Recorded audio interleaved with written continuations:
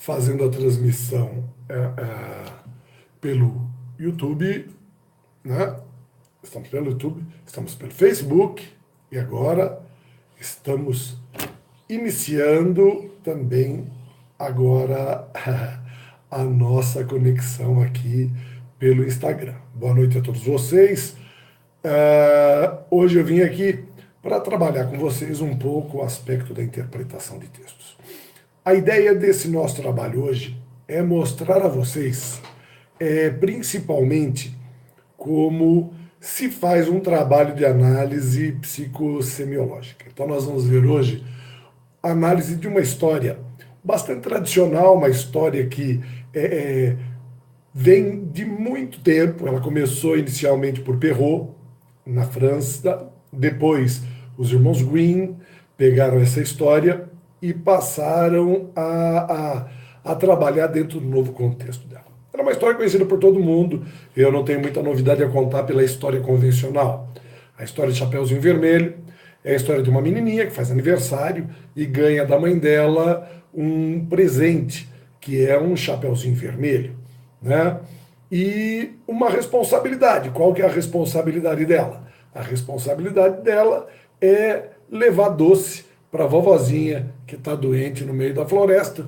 No meio do caminho, a mãe pede para ela que não vá pelo caminho da floresta, vá pelo caminho da estrada, porque é perigoso, a menina desobedece, vai pela floresta, enquanto o lobo mau quer comer os doces que ela está levando, ela diz que não, assustada, vai embora, pega o caminho da estrada, a mãe dela, ou seja, o caminho que a mãe havia orientado, tá? O lobo mau vai na frente, chega até a casa da vovó, bate, engana, fazendo que ser a Chapeuzinho Vermelho, devora a velha. Quando o Chapeuzinho chega, é devorada também, né? Só que antes disso ela grita, chama por socorro, o lenhador, o caçador entram lá. O que eles fazem? Eles retiram, né? Ou seja, o lenhador vai até lá, o lobo tá pança cheia, ele abre a barriga do lobo mau, tira Chapeuzinho Vermelho, tira a vovozinha, enche a barriga de pedra e costura, moral da história, né?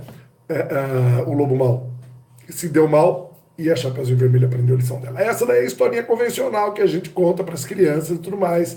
Mas vejam só, vamos tentar começar a analisar e a compreender alguns aspectos interessantes dessa história.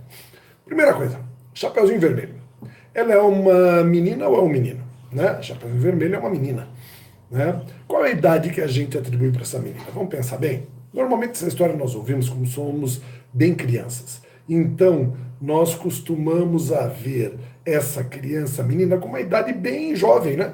Uma menina de 7, 8 anos, mais ou menos, que tem essa concepção. Então, ela reflete mais ou menos a idade nossa, quando nós construímos essa visão e essa informação. Muito bem. Vamos ver algumas coisas, então, a respeito dessa menina. Primeira coisa, Chapeuzinho Vermelho usa um chapeuzinho vermelho? Aí você me responde, sim, usa. Eu digo, não. Chapeuzinho Vermelho usa um capuz vermelho. Por que ela usa um capuz vermelho? Né? Falou porque essa história reflete, na verdade, o ambiente, né? O clima da Inglaterra. Então ela reflete uma outra estrutura, né? Ou seja, reflete um clima mais úmido, mais frio. Não é assim? Mas então por que se chama ela de Chapeuzinho Vermelho? Uma questão contextual também, não é, minha gente? Fala, vejam só, vou chamar aqui a menina de Capuzinho Vermelho. Quem usa capuz vermelho aqui no Brasil é o Saci, né, minha gente? Então já vai ter uma primeira confusão. Falar, tá bom, então você podia falar pela capa dela, não é verdade? Falar, tá bom, então vou chamá-la pelo diminutivo de capa. Aqui no Brasil, o diminutivo de capa é capeta. Chamá-la de capetinha vermelha causaria pânico nas crianças. Mas por que chapéu? Porque nós somos um país tropical, aqui há sol, as pessoas usam chapéu para se proteger do sol. Então, é uma simples adaptação contextual, tá certo? Por isso que ela é chamada de Chapeuzinho Vermelho. Muito bem, vamos lá. O que nós sabemos? Chapeuzinho Vermelho é uma menina, que ela usa um chapéu que não é um chapéu, é um capuz, né, com uma capa que cobre o seu corpo inteiro e que ela ganha quando ela faz aniversário. Então vamos pegar essa primeira avaliação. Pessoal, em que idade uma menina recebe do mundo e da vida um presente que, na verdade, representa para ela novas responsabilidades, que vai assumir praticamente todo o corpo dela, mudando o seu caráter físico, biológico, né? E que é marcado pela cor vermelha. Na verdade, se nós formos ver essa metáfora, nós estamos falando sobre a menstruação.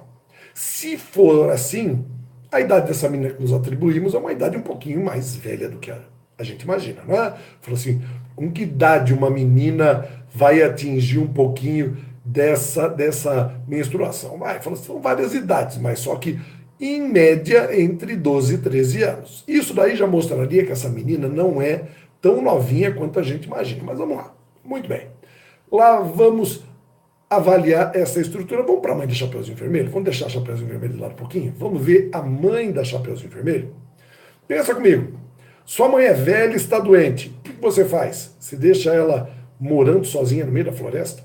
Sua mãe é velha, está doente, ela mora sozinha no meio da floresta, e você, ao invés de mandar comida saudável, você manda doces. E pior, você sabe que é um caminho perigoso, e ao invés de você ir, você manda a sua filha. Me diz uma coisa, o que será que essa mãe tem contra a própria mãe e contra a filha, né? Porque aquilo que ela está fazendo é algo incalculável, mas tudo bem. Pelo menos essa mãe dá um conselho para a filha, né? Olha, cuidado, o lobo mau existe, o lobo mau está ali na floresta, então você procura fugir. Muito bem. Pergunta, Chapeuzinho Vermelho faz o que a mãe diz para que seja feito? Fala, não. Ela faz o quê? O contrário. E vai pelo caminho da floresta. Pergunto a vocês, por que Chapeuzinho Vermelho faz isso? Muita gente responde quando eu conto essa história, que você fala, pode ser para desafiar a mãe. Sim, isso daí representaria mais do que nunca a informação de que a idade dela não é aquela idade tratada e imaginada na história. Tá? Qual outra razão levaria Chapeuzinho Vermelho ao bosque? Né? Ao bosque. Fala assim, outros dizem curiosidade. Curiosidade em relação ao quê? O que existe lá? Você me fala assim, existe o lobo. Então, muito bem. O lobo é o referencial de curiosidade. Então, ela tem curiosidade quanto ao lobo. Muito bem. Vamos lá, vamos ver o lobo? Chapeuzinho Vermelho, então, vai até o bosque e encontra o lobo. O que o lobo quer nesse momento? Não é não? O lobo mau quer comer os doces da Chapeuzinho Vermelho, que ela leva lá na cestinha. Tá certo? Me diga uma coisa. Lobo mau fala? Porque, segundo a história, o lobo mau conversa com a Chapeuzinho Vermelho, né? Fica em pé, anda em volta dela, não é mesmo? Falou assim, as atitudes do lobo lembram a atitude de um lobo? Não lembra a atitude de um lobo, né? Lembra a atitude de um homem. Não seria essa realmente a razão da curiosidade da Chapeuzinho Vermelho? Não é não? Falou, por que minha mãe manda eu me afastar daquilo que faz parte da nossa vida? Muito bem, lá vai Chapeuzinho Vermelho, encontra o lobo quer comer os doces da Chapeuzinho Vermelho. Vamos lá. Esse lobo parece um lobo? Não parece, ele parece um homem. Chapéu não é chapéu, a menina não é tão menina, lobo não é lobo. Pergunta a você, será que doce é doce? O lobo quer comer o doce do Chapeuzinho Vermelho? Muito bem. Então vamos pensar em outra coisa. Dentro desse contexto, será que o verbo comer, vamos parar um pouquinho, vamos analisar uma palavra, estamos fazendo uma análise psicossemiológica, tá? O verbo comer, com o sentido que nós estamos falando, né? Vamos imaginar, você está falando dessa relação, o lobo não é lobo, o lobo é homem, né?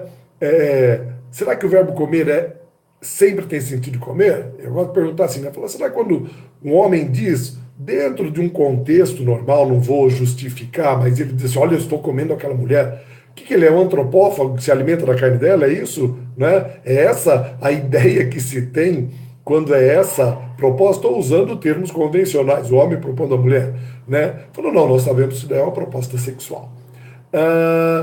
Me diz uma coisa, o verbo comer com uma proposta sexual, isso não é uma gíria? É um termo contextual, convencional? Falou, não, não é. Tá? Isso daí é algo muito antigo, veio desde a época da formação da nossa língua. Vejam só, o ser humano para sobreviver, pensa no animal. O que o animal precisa para sobreviver nesse planeta? Ele precisa de duas coisas. Ele precisa de alimentação para que sua espécie sobreviva e ele precisa se reproduzir, não é verdade? Então são instintos básicos do animal. Vamos lá, o homem é um animal? Sim, o homem também precisa se alimentar e precisa se reproduzir. Tá bom?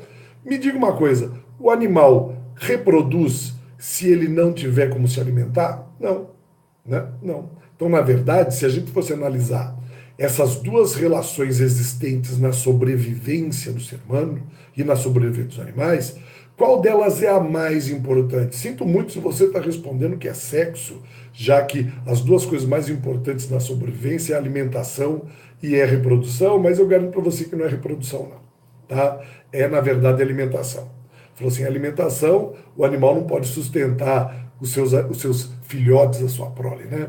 Falou assim, então, isso daí também funciona com o homem, né? Falou assim, afinal de contas, nós nos alimentamos a vida inteira e sexo não é uma realidade que acontece a vida toda, né? Nós começamos tardiamente, né? Por mais precoce que você seja, tá? E terminamos antes da vida nos levar, infelizmente, né? Infelizmente, não vamos entrar nesse debate agora, porque senão eu sei que muita gente lá vai começar a chorar assim como eu. Então, o que que acontece? Dentro desse contexto, um dos aspectos que nós temos que entender é o seguinte: tanto alimentação quanto sexo para o homem é prazer.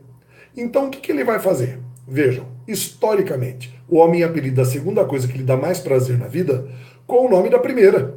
Tá? Ou seja, ele chama comer, que é a necessidade, a sobrevivência e o prazer contínuo, ele também vai adaptar isso daí a sexo. Você pode chegar a uma cultura primitiva, mesmo aquelas que ainda não foram civilizadas, mas dentro da linguagem dele. Se numa atitude convencional, repito, um homem chega a uma mulher e diz a ela assim, por exemplo, fala assim, ó, ele, dentro da linguagem dele, falou assim, eu quero comer você, o que que essa mulher vai entender? Que ele quer se alimentar da carne dela? Se não for essa cultura, ele vai saber, sim, que o que está acontecendo é uma proposta sexual. Muito bem, então vamos lá, vamos conceber que os irmãos Green tinham consciência disso, como todos nós, e eles usaram essa referência na hora de utilizar a estrutura. Muito bem, então vamos lá.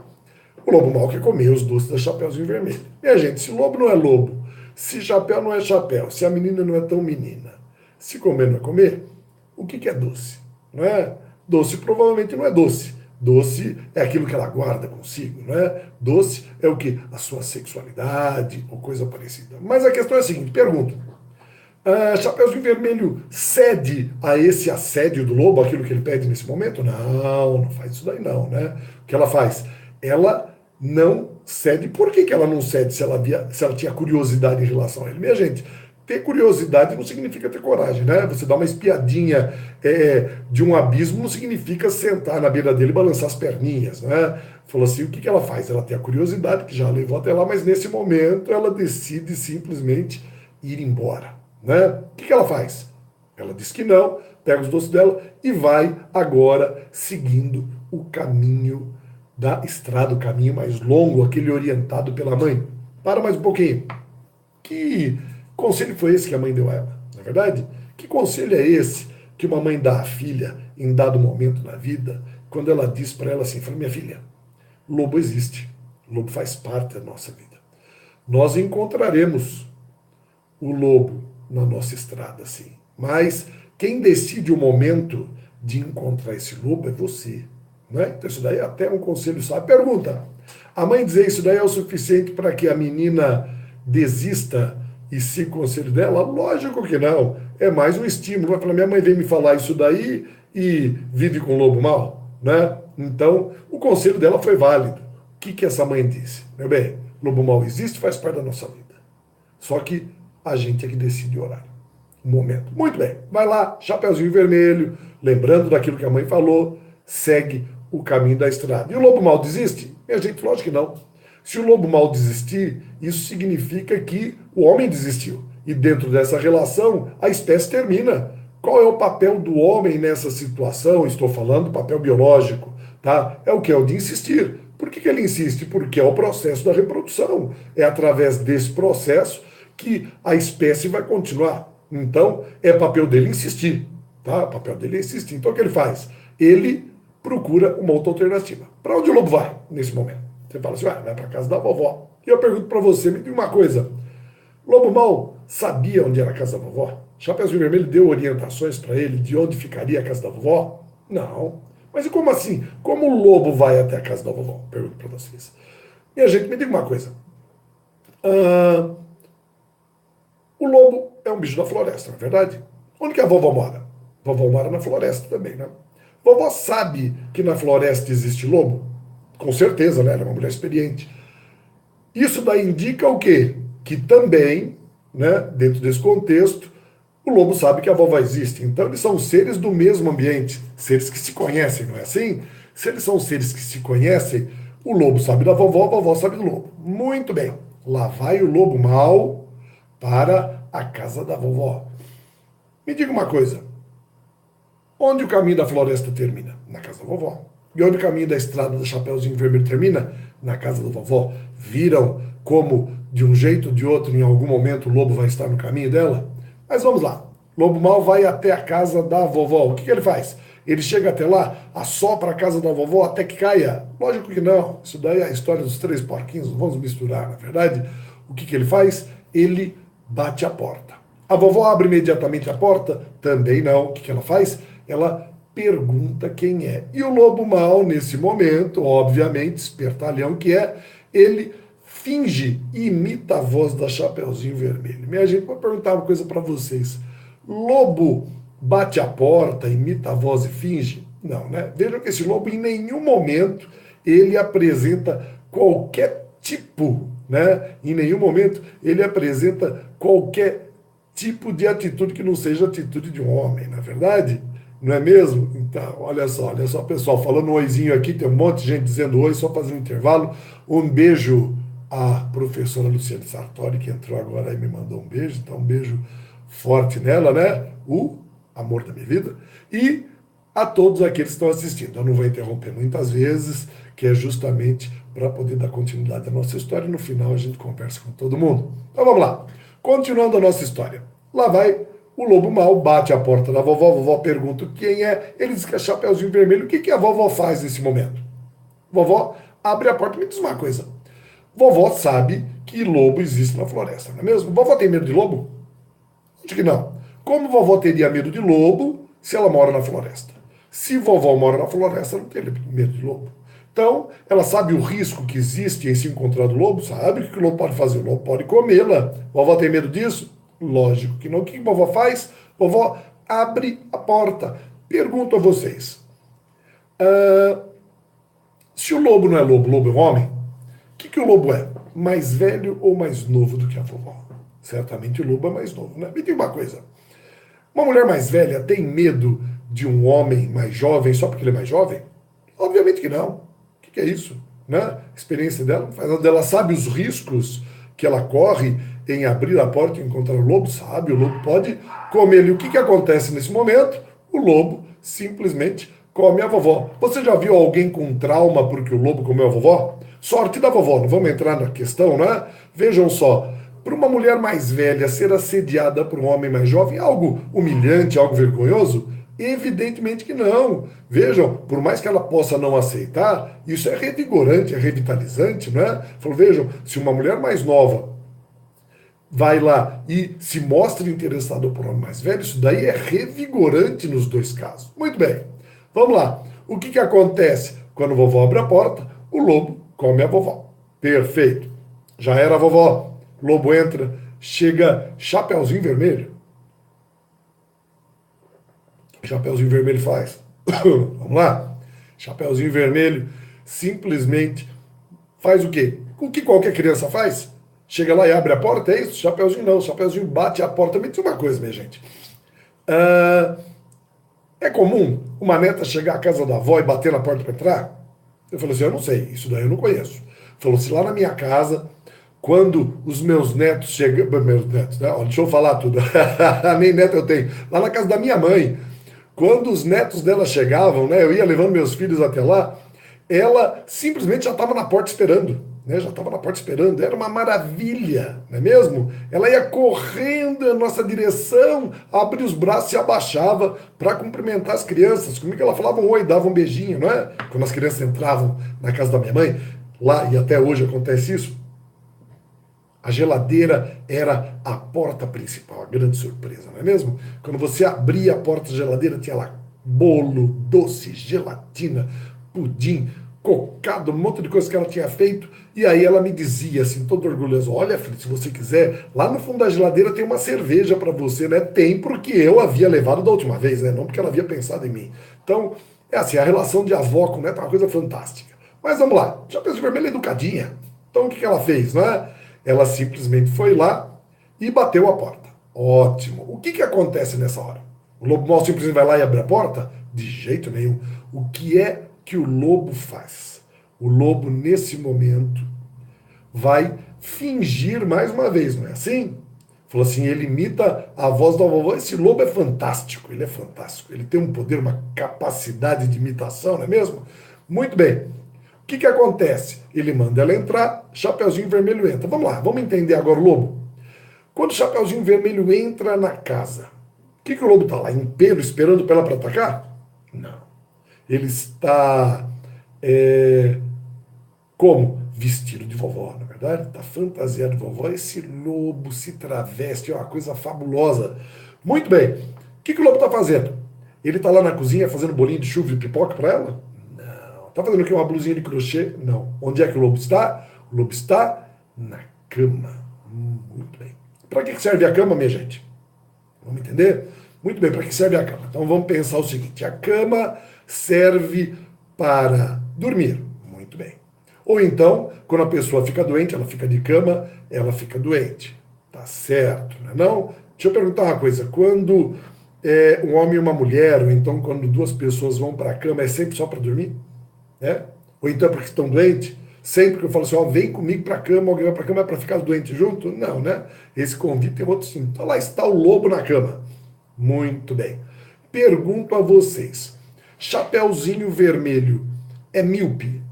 Tem alguma debilidade mental? Não, não é mesmo? Chapeuzinho Vermelho entra e não percebe se tratar da vovó, não percebe que é o lobo? O que é isso?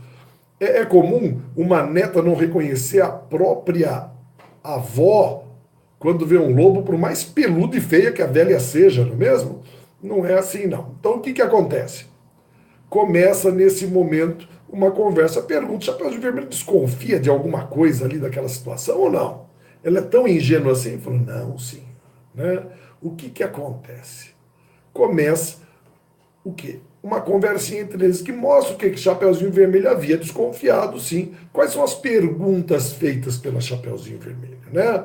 Ela chega para o lobo mau e pergunta assim, nossa, que lobo, que olhos grandes são esses? E ele responde, são para vê-la melhor, né? Fala assim, nossa, lobo, mas que orelhas grandes? Fala, são para ouvir você melhor, meu bem. Que mãos grandes você tem, lobo? Fala assim, é para te tocar melhor. Percebam o jogo e a sensualidade que existe nessa conversa, a exploração dos sentidos. Eu quero te ver, eu quero te cheirar, eu quero te ouvir, eu quero te tocar. Muito bem. Em qual momento o lobo ataca? No momento em que Chapeuzinho Vermelho fala sobre a boca. Nossa, lobo mau, que boca grande é essa, não é mesmo? E o lobo responde, é para te comer. Lobo não é lobo, chapéu não é chapéu, a menina não é tão menina, né? Doce não é doce. Será que comer não é comer? Será que boca é boca? Não é? Nossa, que boca grande, lobo mau. Eu pergunto a vocês nessa hora o seguinte: o que será que a Chapeuzinho Vermelho falou pro lobo nesse momento, né? Falou, ô lobo, sarado, hein, lobo? Não é a hora que o lobo ataca? Muito bem. Por que o lobo ataca? Vejam como houve um jogo de sensualidade ali, né? Chapeuzinho Vermelho aparenta ser tão ingênuo assim como nós vemos, né? Vejam que as atitudes de Chapeuzinho Vermelho também não são condizentes com uma menina de 8 anos. Muito bem. O lobo ataca nesse momento. Tá certo? Pergunta, Chapeuzinho Vermelho fica passiva àquilo que vai acontecer? Não é mesmo? Ué, o lobo vai assediá-la. Chegou a hora, né? Fala assim, agora já é demais. Ele vai para cima, pergunta, Chapeuzinho Vermelho aceita? Ou seja, se é um assédio que o lobo está propondo, Chapeuzinho Vermelho cede? Não, não cede. Chapeuzinho Vermelho grita, corre e foge. Por quê? Porque ela não quer, né? Quais as razões, então? Mas daí o lobo desiste? Não, o lobo não desiste. O que acontece nesse momento? Hein? Falou assim, Não, não tem baixaria nessa história. Essa daqui é uma história belíssima, vocês vão ver por quê. Vamos lá, minha gente. Então, o que que acontece? Né? O lobo mau, nesse momento, faz o quê? Ele vai para cima do Chapeuzinho Vermelho. Né? Chapeuzinho Vermelho não quer, mas mesmo assim ele vai e Chapeuzinho Vermelho grita. Minha gente, por que Chapeuzinho Vermelho grita? Bom, Chapeuzinho Vermelho grita de medo. Muito bem. Né? Sempre há aquele mais pervertido que diz que Chapeuzinho Vermelho grita por causa do tamanho, porque o lobo está comendo, falou, pode ser. Né? Outros dizem que é de prazer, duvido muito. Por quê? O que é que está acontecendo nesse momento? Veja, se nós estamos falando de sexo, pergunto a vocês, é sexo consensual? Não, não é sexo consensual, porque ela não consentiu. Consequentemente, o que está acontecendo é um estupro. Né? O lobo mau está estuprando a Chapeuzinho Vermelho, por isso ela grita. E qual a razão dela gritar? Minha gente, pergunto, aquilo era algo já conhecido pela Chapeuzinho Vermelho? Não. Então qual a razão dela gritar? Ela grita porque ela está sentindo dor. E qual a razão dela estar sentindo dor se nós estamos falando de sexo? É porque Chapeuzinho Vermelho era virgem. Veja que Chapeuzinho Vermelho é uma menina que está passando por algumas fases dentro desse contexto. Ela tem a idade dela, ela menstrua, se torna mocinha, não é assim que a mãe diz? Quando a menina menstrua, que ela se tornou mocinha, né? Não é mesmo? A menina, quando se torna mocinha, é porque ela já menstruou, né? Ela tem lá seus 13, 14 anos. Nessa hora, a menina já começa a construir idealizações, ideias fantásticas, não é mesmo? A menina, ela já se torna moça. Aos 15 anos, ela já sonha com casamento, né? Ou então sonha com romance. Isso daí acontecia muito no passado, não é mesmo? Falei, o menino aos 15 anos? Não, o menino aos 15 anos ele é bobo, né? Nós somos bobos. Aí aos 18 anos ela já é uma mulher que tem perspectivas, né? O homem aos 18 anos continua bobo. Sei fazer o quê, né? Aos 21 é uma mulher completa, ela sabe tudo que ela quer e nós continuamos bobo, né? Ela vai amadurecendo e nós simplesmente, né, aos 89 anos morremos, aí deixamos de ser adolescente. Mas isso daí não importa. Muito bem, Chapeuzinho Vermelho foi violentado e gritou, né? Porque o lobo a comeu. Nesse momento, quem ouve esses gritos? O lenhador que passava por lá. Pergunta, o lenhador entra na casa da vovó, ele consegue impedir o que está acontecendo? Ele falou, não. Quando ele chega, já é tarde, o lobo mau já havia comido a Chapeuzinho Vermelho. Pergunto, o lenhador mata o lobo? Não, não mata não. Ele não mata o lobo. O que ele faz nesse momento? Ele simplesmente abre a barriga do lobo. Tá? Ele abre a barriga do lobo. De lá de dentro, ele tira vivas Chapeuzinho e vovó. Pergunto a vocês: chapéu não é chapéu? A menina não é tão menina? Lobo não é lobo? Comer não é comer? Doce não é doce? Quem é o lenhador, o caçador? Quem é esse homem que chega quando a situação já está consumada, mas vai ter que resolver todo o problema, porque agora cabe a ele resolver tudo isso? É o pai dela, não é? Sim. E nesse momento, por que ele não mata o lobo mau? Você já imaginou qual é a reação dele quando ele abre a barriga do lobo e vê de lá saindo a filha dele? Ele fica revoltado, mas logo atrás quem vem? Vem a vovó. Quem é a vovó? A vovó é a mãe dos pais. Então não pense que é a sogra. Nós estamos falando de símbolos. E dentro desse símbolo que nós estamos falando, dentro desse símbolo que nós estamos vendo, vovó é a mãe dos pais. Então, na verdade, nesse momento, ele, que é o pai, que vê a filha, vê também a própria mãe, pensa o quê? Falou, pois é. O que está acontecendo aqui, né? Ele falou assim, quem é a minha mãe aí nesse momento? Ela é uma antiga Chapeuzinho Vermelho. E quem é o meu pai? O lobo mau. Um dia, meu pai foi o lobo mau e a minha mãe foi a Chapeuzinho Vermelho. E foi graças a isso que eu nasci. Quem é minha filha? É a Chapeuzinho Vermelho. E ela só é Chapeuzinho Vermelho porque eu um dia fui o lobo mau e a minha mulher foi a Chapeuzinho Vermelho. Está indo fora da natureza um dia a minha filha conheceu o lobo mau? Não. Né? Então ele reagir de uma maneira diferente, sendo que foi a mesma forma como ele reagiu, como ele agiu no passado, seria o quê? Muito fora de contexto, não é assim? Então o que acontece dentro desse momento? Ele pega e pensa assim, fala, bom, tudo bem, você fez o que tinha que fazer, não é lobo? Tá? Não vou matar você. Só que agora cabe a você carregar o peso da responsabilidade por tudo isso que você fez. Daí as pedras colocadas dentro da barriga do lobo, né? Já haviam ouvido essa versão da história? Pois fiquem sabendo que essa é uma das versões mais aceitas dentro de alguns contextos. Alguns outros que colocam até aspectos como canibalismo ligado a essas histórias, mas todas elas explorando aspectos instintivos muito fortes. De onde surge todo esse contexto? Vamos entender? Nós estamos falando de contextos que foram escritos antes do século XVIII, numa realidade social em que as mulheres não eram muitas vezes aquelas que escolhiam o próprio marido.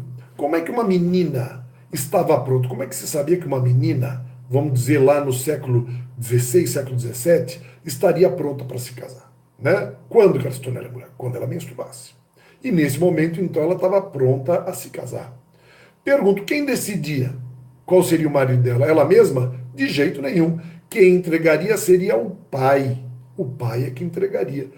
Por que que o pai entregava a filha tão cedo para um homem? Né? Por uma razão muito simples. Não vamos buscar aspectos financeiros, porque essa daí não era a realidade da população mais baixa, não. Né? Não para que ele tivesse retorno. O que acontecia na maioria das vezes era simples. O pai precisava se desfazer da filha, por quê? Porque dentro do contexto social daquela época, a figura feminina era um apêndice familiar que dava prejuízo. Sim, por quê? Porque enquanto o filho seria o herdeiro das terras, trabalharia e certamente cuidaria das terras e com o futuro cuidaria dos pais, a filha não. Ela não podia ser desgastada, porque senão ela não serviria para outros homens. Tá? Ou seja, para algum candidato que a pegasse cansada, feia e velha. Tá? Então o que acontecia? Ela era preservada. Ela dentro de casa não tinha funções. Então ela não tinha como se pagar, por exemplo. Né? Porque a casa era administrada pela mãe. A mãe tinha as responsabilidades, a mãe cuidava do pai, a filha não cuidava do pai. Então ela tinha pouco valor. Todo o investimento que ele fazia, qual era o retorno que ele poderia ter dentro desse contexto? Se ela um dia se casasse e trouxesse para ele netos. Aí sim, seria interessante. Então, o que acontecia? Muito jovem, essa menina era entregue ao casamento. E agora eu pergunto a vocês, será que naquela época, essa menina era orientada de como ela deveria reagir, de como ela teria a sua experiência naquela noite de núpcias? Ou seja, uma menina sabia exatamente o que estaria acontecendo na noite em que ela se deitaria com o homem? Com certeza não. Com certeza não. Né? Ela não sabe. Esse negócio de lua de mel, né? Como se fala, é uma coisa muito bonita, né? E o mel surgiu de uma bebida que eu aprecio muito, chamado hidromel, né? Que é uma bebida feita à base de vinho, que era usada para brindar na noite de núpcias, junto com todos. Mas só que não havia de mel nada, por quê? Essa menina não era orientada. Você acha que na época a mãe orientava sobre o que seria sexo? Obviamente que não. Então como que essa menina descobriria sexo? Ela ia descobrir sexo na hora, naquele momento. Pergunto, ela sabia o que ia acontecer? Não. Então lá ia ela com um homem mais velho ou mais novo do que ela? Mais velho do que ela, tá? Este homem, será que naquela época, século XVI, século XVII, ele era gentil, ele era respeitador, ele era dócil com ela? Lógico que não. Tá? Por que não? Porque o papel dele naquele momento seria torná-la mulher. Tá? Torná-la mulher. Então eu pergunto a vocês, ela chegava lá virgem. Pergunto a vocês, será que é prazeroso para o homem tirar a virgindade de uma mulher? Falou, não, minha gente, é uma honra. Tá? Não que é um prazer, porque é uma pessoa inexperiente, em que você vai ter que ter dedicação, vai ter que ter carinho, mas não que está ali naquele momento para ter prazer. Tá? Por quê? Porque você sabe que existem coisas como a dor, como o desconforto que podem acontecer e que você vai ter que lidar isso daí com bastante tato. Então é uma honra. Tá? Mas na época não era assim como eu pensava. Era uma questão dele até mesmo de responsabilidade, de sustentação de sua masculinidade. O quê? Construir a história, né? Construir o quê? A formação da menina. Muito bem. Lá ia a menina para a noite de núpcias. Pergunto, ela era passiva àquilo que acontecer? Um homem estranho? Pense bem na cabecinha dela. Ele era uma criança que havia deixado a casa dos pais. Os pais a entregaram a um homem estranho, que pouco ela conhecia, e dizia a ele: daqui para frente, tudo que você fizer, você tem que responder a ele. Ele é quem manda, ele é quem decide a sua vida. E decidia até se ia viver ou morrer, minha gente, né? Vamos entender como é que funcionava isso. Muito bem, essa menina ia lá sem saber nada. Chegava um homem mais velho, mais forte do que ela, subia sobre ela na noite de núpcias, entrava no corpo dela, constrangendo, machucando, tirando a virgindade dela. Pergunta: aquilo era aceito por ela? Logicamente que não. O que acontecia? Ela relutava? Sim. E daí? Ele por isso parava? De jeito nenhum. Então o que acontecia na verdade na noite de núpcias era o quê? O estupro. Vocês já imaginaram a cabecinha dessa menina, o que ela se sentia, o que ela sentia, o que ela pensava? Minha mãe e meu pai não gostam de mim. Eles me entregaram na mão de homem que me faz mal, né? Eles não me amam. Esse era o sentimento dela. E o pior, essa situação que aconteceu na primeira noite não ia melhorar, ia piorar. Porque a partir da noite seguinte, aquilo que antes havia causado nela dor, ela agora veria como algo infinito, porque agora nos olhos dele ela via prazer. Essa menina se sentia um lixo. E aí imagine, ela podia ir correndo falar com a mãe? De jeito nenhum. Ela tinha vergonha, não é mesmo? Ela tinha vergonha. E aí o que acontecia? Ela um dia tinha a oportunidade, né, de conversar e falar com alguma outra mulher da região e da redondeza, e ela contava em segredo o que havia acontecido. O que será que essa mulher diria a ela, essa mulher mais velha, quando ela contasse tudo isso? Essa mulher diria: assim, é normal, meu bem. É assim mesmo que acontece. Foi assim que aconteceu com você, mas foi assim que aconteceu comigo, assim que aconteceu com a sua mãe. É exatamente assim que as coisas acontecem, né? É desse jeito que nós garantimos que nós somos sustentados, que nós vamos sustentar nossos filhos. É assim que nós conseguimos, quando muito, ter controle sobre a nossa vida e sobre a vida dele, garantindo que eles nos sustentem. Tá certo? Então, nada de errado aconteceu com você. Nessa hora que essa menina pensa. Fala: pois é. Se todo mundo sabia que isso daí ia acontecer, só eu que não, meu pai sabia muito bem o que ia acontecer.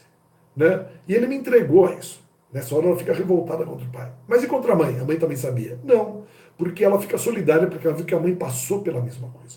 Ela passou pelo mesmo sofrimento. Essa era a realidade das mulheres no passado, no que diz respeito a sexo. É justamente em função a isso que a versão construída pelos irmãos Green, que é a última versão, vai buscar justamente uma forma de levar as mulheres, principalmente naquele contexto triste que elas viviam, uma espécie sem esse conhecimento, mas como se fosse uma informação subliminar. Uma informação que seria passada para elas, para que elas não vivessem uma experiência nunca antes vivida. Né? É como se essa experiência fosse algo que elas já pudessem ter vivido e o trauma fosse minorado com a história de Chapeuzinho Vermelho. Então lembre-se, a história de Chapeuzinho Vermelho, ela é uma história feita sim para meninas, tá? Feita para meninas com um propósito específico. Vejam, a última, quando eu digo feita, a última versão feita para meninas, tá? Visando justamente o que? Trabalhar esse sentimento, trabalhar esse valor, né? Esse problema que era o quê? Como resolver realmente esse trauma na vida das crianças. Então, vejam que foi um ato de muito carinho dos irmãos Green construírem uma história que realmente representava uma compensação, ou pelo menos uma experiência já vivida, para que o trauma fosse menor, porque era extremamente traumático. Então eu acho que quando nós falamos da história dentro desse contexto, a história se torna muito mais bonita, né? Quais são os aspectos avaliados dentro desse contexto? Lógico, o contexto histórico, os aspectos psicológicos, os símbolos e as metáforas, tá? Principalmente aquelas de sentido sexual que acompanham a nossa vida, tá? Os ícones e os símbolos presentes na história não foram colocados ali à toa. Muitas das histórias infantis do passado, elas trabalhavam elementos de superação. Elas trabalhavam elementos que podiam representar valores que pudessem fazer com que as pessoas pensassem e sonhassem, né? Exemplos como a história dos três porquinhos, né? Não vou aprofundar nelas, mas a história dos três porquinhos, que na verdade não são três, é apenas um que passa por três fases. Quem é ele? É o homem, somos nós, tá? Todos os homens, que passamos por 3 fases. A primeira fase, as fases representadas pela esfinge, quando ela convoca Édipo, não é verdade? A, a, a, a desvendar o seu enigma ou ser devorado, não é assim? Então, o que acontecia nesse contexto? Ela pergunta, a esfinge pergunta a Édipo, né? Quem de manhã tem 4 pernas, à tarde tem 2 pernas e à noite tem 3 pernas? E é o homem, né? De manhã ele engatinha, à tarde, na fase adulta, ele anda sobre as pernas e na delícia ele se apoia pela bengala e a esfinge se devora. A história dos 3 porquinhos mostra a história do início dos sonhos, mas sonhos que não se sustentam, porque eles são construídos na palha, que o lobo, que é a realidade, né, realmente desfaz. Depois vem o que? A madeira, que já é mais bem trabalhada, são projetos que têm perspectiva de construção, mas não são eternos. Eles não são sólidos, são também possíveis de serem derrubados. E a fase adulta, que é a fase concreta, a fase em que as construções são conscientes, em que as coisas são feitas de real valor.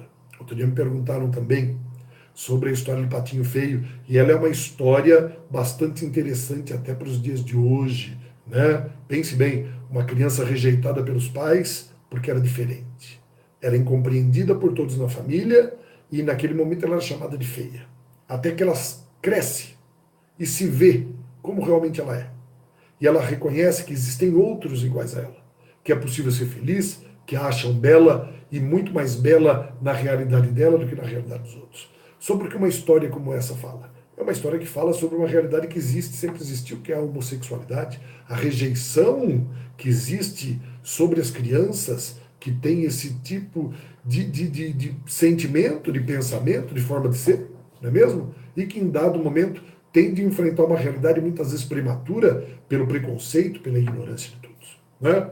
Minha gente, esses foram alguns exemplos, né? E principalmente o exemplo que eu vim trazer para vocês hoje aqui sobre interpretação de texto. Uma interpretação de texto clássica, né, chamada de psicossemiológica, porque nós abordamos os aspectos psicológicos da história, abordamos o contexto histórico, tá? E uma visão por trás da visão que é a semiótica, né? O outro lado dos aspectos dessa visão. Eu convido todos vocês, então, a curtirem, a seguirem aqui o nosso trabalho no Instagram, no YouTube. Por quê? Porque a partir de agora nós temos alguns projetos, eu e a professora Luciane Sartori. Tá? Nosso projeto, primeiro, a reativação da nossa rádio. Eu trabalhei, como vocês sabem, ali durante 5 anos na Rádio Mundial, num programa de coaching, né? Que era um programa inovador, que era o programa Acertar é Humano. E agora vamos lançar o programa Superar é Humano aqui pela web, fazendo também esse programa ao vivo com vocês. Ele vai ficar gravado nas redes, né, principalmente no YouTube, mas nós vamos fazer programas em que será interessante o que? A participação de vocês, né?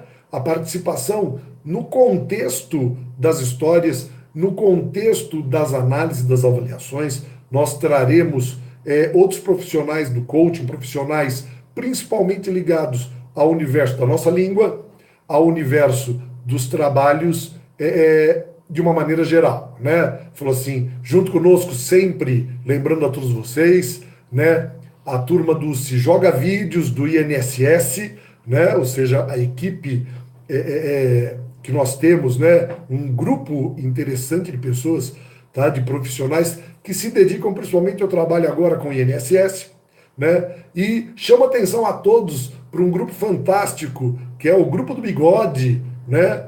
Que vai ter a segunda MELP agora, que todos estão sendo convidados. Convido todos vocês, porque todos os dias também as lives feitas pelos professores que fazem parte, a professora Luciane Sartori fazendo as lives dela, para que vocês curtam, aproveitem, sigam também, porque a gente vai começar um trabalho bastante forte, com dicas, orientações, com aulas aqui para vocês, com um dos propósitos, que é qual? Tá? Engrandecer o trabalho com a língua portuguesa, levar a vocês qualidade, um trabalho maduro, adulto com a linguagem, com a interpretação, fugindo dos aspectos tradicionais e conservadores de uma gramática decorativa, uma gramática cruel, uma gramática que castrava ao invés de libertar, trazendo principalmente os aspectos da lógica, os aspectos cotidianos, o uso real, o uso verdadeiro da linguagem, trabalhos com a redação, né, dentro dessa perspectiva lógica, aqueles que conhecem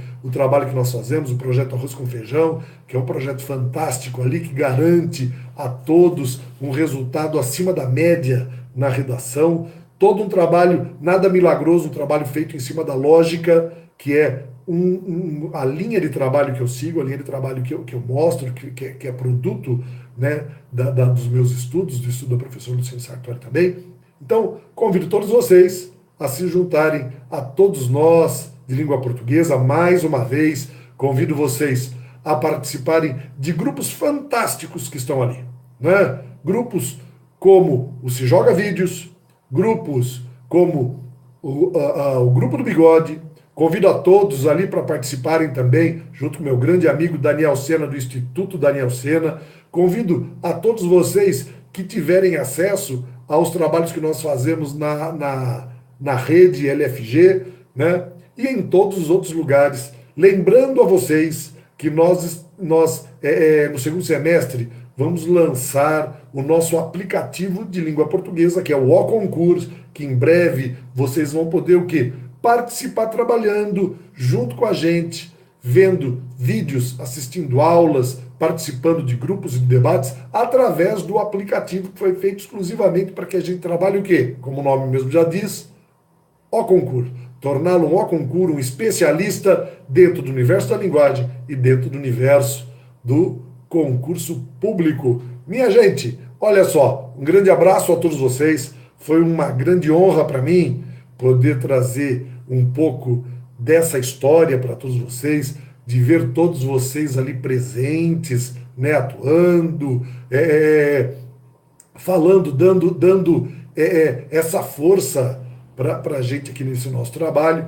Espero que vocês saibam que a gente faz isso aqui com muito amor, muito carinho, né? Todos nós temos muita dedicação, porque como profissional a gente sobrevive disso, mas não há nada mais importante do que a gente saber que você aprendeu, que você gostou, que você cresceu e que nós tivemos uma humilde participação nesse seu sucesso na vida. Eu desejo a todos vocês muito sucesso e um forte abraço a todos. Eu vou agora desligando aqui as redes, mas prestem atenção, no YouTube vai estar isso daqui para todo mundo, no Facebook, a gente sabe que no Instagram, depois de 24 horas isso daqui sai, mas vejam lá, procurem Professor Nelson Sartori lá no YouTube e vocês vão ter acesso sempre a essa história que eu passei a vocês. Um grande abraço a todos vocês e até mais. Vamos encerrando.